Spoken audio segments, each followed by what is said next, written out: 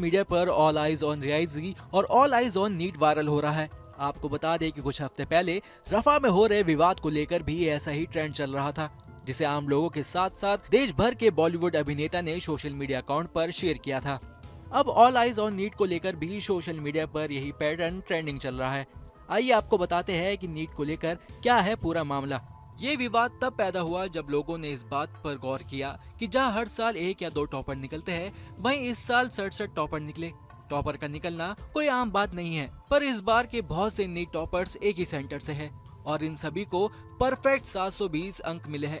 परीक्षा से पहले कई सेंटर पर पर्चा लीक होने की खबर भी सामने आई थी, जिसके बाद कई जगहों पर प्रदर्शन भी हो रहे हैं और छात्र पेपर लीक होने का आरोप लगा रहे हैं। कुछ स्टूडेंट्स का कहना है कि खास सेंटर्स के स्टूडेंट्स को ही ग्रेस मार्क्स दिए गए हैं। मांग की गई है कि परीक्षा में गड़बड़ी के आरोपों की SIT जांच की जाए और 4 जून को आए नतीजों के आधार पर होने वाले काउंसलिंग को भी रोका जाए।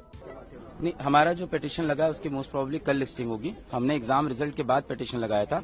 आज जिस पे बात हुई है वो पिटीशन पहले से लगा हुआ था, वो एग्जाम रिजल्ट से पहले 1 जून से लगा हुआ था, तो उस पे आज हियरिंग हुई है। हमने एग्जाम रिजल्ट के बाद किया है। ये जो आज मुद्दा जो लिस्ट हुआ है, जिसपे आज बात हुई है, वो एग्जाम रिजल्ट का पहले का है। उसमें सिर्फ पेपर लीक की बात हुई थी, क्योंकि पेपर लीक तो सबको पहले से पता था हुआ एग्जाम रिजल्ट के। एग्जाम रिजल्ट आया तो पता चला और भी प्रॉब्लम है कि ग्रेस नंबर दिया है, डिस्पेरेंसीज हैं, ट्रांसपेरेंसी की प्रॉब्लम है। वो मुद्दा जो है वो हम कल लिस्ट होगा हमारा।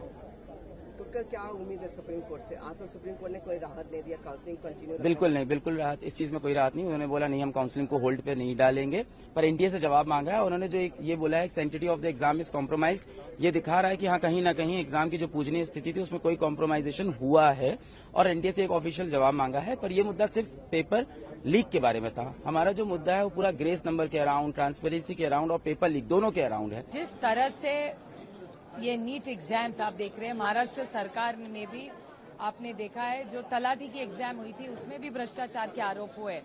तो मेरे ख्याल से इसकी जो SIT की मांग और ऑर्डर आया है कोर्ट से, तो हम SIT जल्द से जल्द होनी चाहिए और let's wait for the reply. देखिए, मल्टीपल पिटिशंस कोर्ट के सामने लिस्ट हुए हैं। Some of the petitions were filed before the declaration of results on the basis that there has been a leak of the paper itself. तो उसके basis पे कुछ petitions list हुए थे। जो आज लिस्ट हुए थे उन पे नोटिस इशू हो गए हैं, but our petition is slightly different. NEET UG को लेकर मच रहे बवाल पर अगर गौर फरमाए तो सामने आता है कि कई सवाल ऐसे उठे हैं जिनका NTA ने संतोषजनक जवाब नहीं दिया है। मुद्दा सुप्रीम कोर्ट तक पहुंचा, सुनवाई शुरू हुई और फिलहाल ये मामला 8 जुलाई तक के लिए टाल दिया गया है।